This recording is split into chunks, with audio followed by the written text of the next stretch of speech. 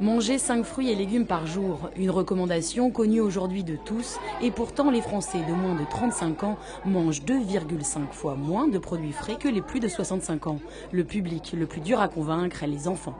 J'aime bien les carottes et la salade. Après, le reste.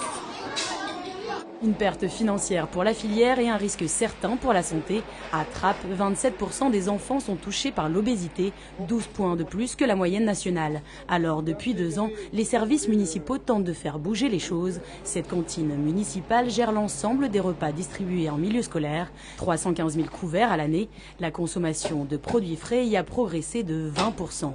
Au menu, des lasagnes, des purées et des potages faits maison. On utilise des produits qui sont transformés, mais frais, alors qu'avant on prenait des produits surgelés ou on prenait des produits en boîte. Et donc tout ça c'est l'évolution de nos métiers. Et progressivement on est passé vers des produits qui vont de plus en plus frais, avec le moins d'intrants possible. Selon Interfel, les fruits et légumes frais représentent 7,5% des achats alimentaires des restaurateurs, soit 1,2 milliard d'euros. Un enjeu indéniable de la restauration hors domicile.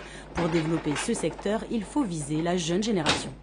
Les fruits et légumes aujourd'hui sont au cœur d'un enjeu central de consommation et que c'est bien la classe d'âge dans laquelle se forgent les habitudes de consommation qui nous intéresse.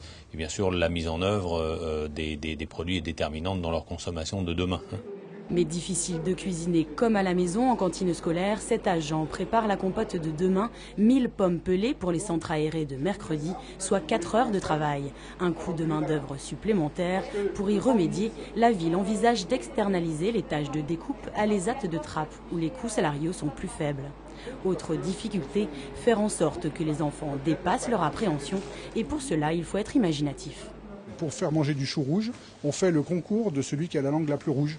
Et là, ça incite les enfants à avoir la langue rouge et à consommer du chou rouge. Voilà. Typique de ce genre d'exemple de service. Des formations sont prévues pour le personnel de service. Un concours du meilleur menu est également organisé chaque année. Chinese est l'une des 5 lauréates. Sa sélection sera cuisinée jeudi au programme melon ou encore saumon, sauce citron et coriandre. Pour que ce soit équilibré. Et parce que j'aimais bien et j'avais plein de choses en tête. Les mentalités commencent à évoluer. À Trappes, le budget dédié à la restauration collective représente plus de 3 millions d'euros chaque année.